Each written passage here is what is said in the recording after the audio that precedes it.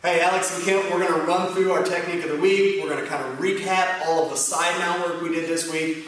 And this is one of those positions that's critical in Jiu-Jitsu. It's one of the most controlling positions. It's one of the most offensive positions. And we need to build beyond just a basic level side mount. We need to have a lot of options based on the energy our opponent's giving us from the bottom about where we're going to go. Because it's cliche in Jiu-Jitsu, but it's true. Our position has to come first. The position is the submission. That's how important it is. So I need the capabilities to transition between a standard side mount, high side mount, what we're going to do today, a North-South Shin Control side mount. We've got to have the ability to transition between all these positions technically, not let it turn into a scramble, which the bigger, stronger, more athletic guy will always win, and make it a technical transition that I can control. And then we'll go over a unique little lapel choke that we work from here. So, Ken's going to go down.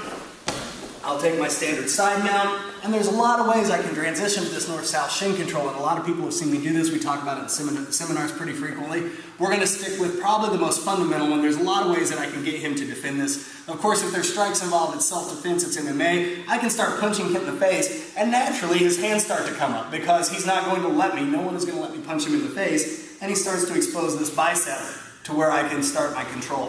For Jiu-Jitsu, though, I can't hit Kit in the face.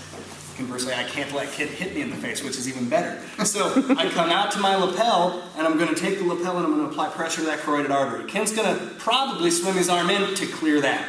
Now, Clint does a nice job because he keeps his elbow tucked when he does it, but I can still execute my transition by dropping my knee back.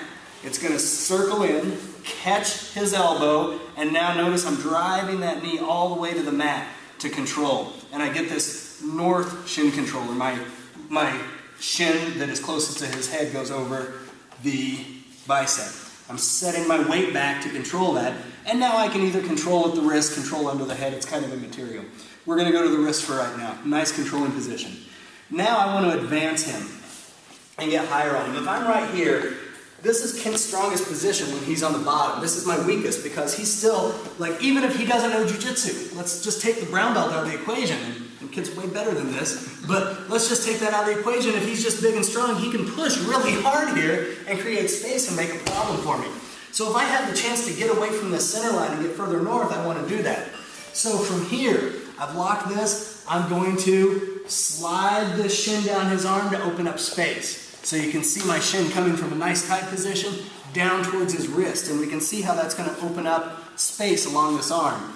My bottom foot is going to step over and take this position. From here, I can go ahead and shift my weight towards his head, get my shin fully on his bicep, and then I'm going to set my weight back on my heel, and now I can really control this arm, right?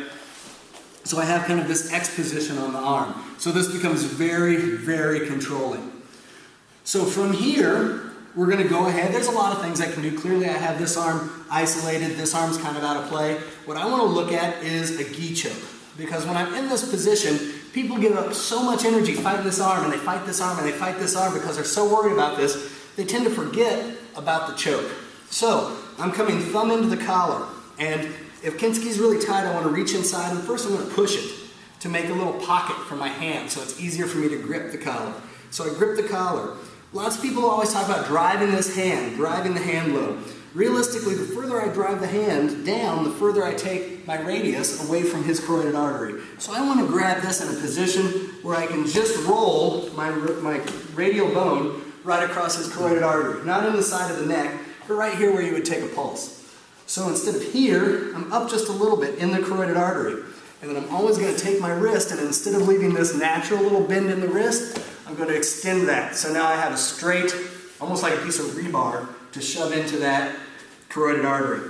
And you can see, just that alone starts to elicit a response. That lets me know, positionally, I'm in the right place. If I turn this in and I'm pushing and Kent's really not doing anything, I know that I'm not in the right position. I can burn energy all day trying to finish this, and it's not going to happen. I have to find that position, find the carotid artery, and now I know I'm in the right position.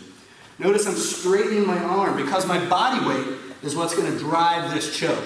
Not a pull, not a push, it's going to be my body weight. So I straighten my arm. To do that, notice I have to take my head to his hip. This doesn't work if I try and do it here. My arm's bent, there's no weight on his carotid artery, his head has free movement. So even though this feels like it's more stable, and it feels like I had better position, to do this attack I must almost bring my ear to his hip, straighten this arm, and now I can roll this in and start to get position. This has the added benefit, you'll notice people will typically do this. They'll track that lapel because they're trying to push you for space. This is going to open his arm to attacks as well. So it really feeds in to kind of an attack by combination. So from here, my top foot is going to step out, take position here, and just make sure I'm stable.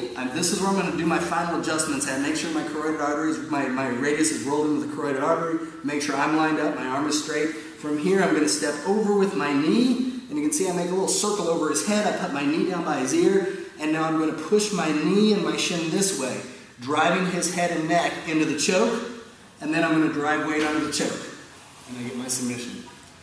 So as we go all the way through, from here, I provide the stimulus for him to swim the arm. His arm swims, I step through and drive. Control. Now I extend his arm, step over with my bottom foot. Now I have an X position on his arm. I'm going to find this collar. I'm going to turn my head to his hip, extend my arm, find my radial bone right in his carotid artery. Step here, make my final adjustments, then I drop the knee in a circle. And now I'm going to drop my weight across the radius to the choke. So, big week, lots of stuff.